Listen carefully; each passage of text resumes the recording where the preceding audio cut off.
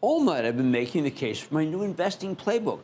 Put half your money in a cheap index fund, and then put the other half in a portfolio of 5 individual stocks and 1 non-stock hedge, like gold or Bitcoin.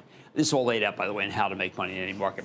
So far, we've been talking about why it's worth picking individual stocks, but now I want to talk how you do it, as in what the heck are you supposed to identify the 5 stocks that are worth owning in your portfolio out of thousands of stocks that trade in the United States.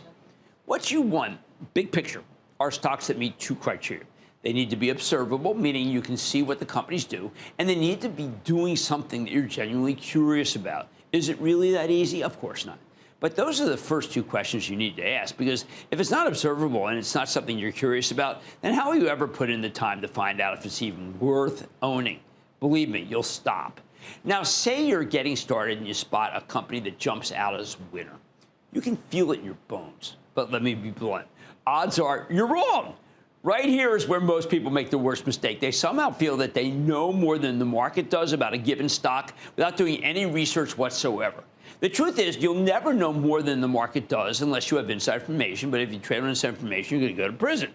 Like I mentioned before the break, though, you should have an edge when you invest in something. But these days, that edge likely won't come from knowing information that others don't.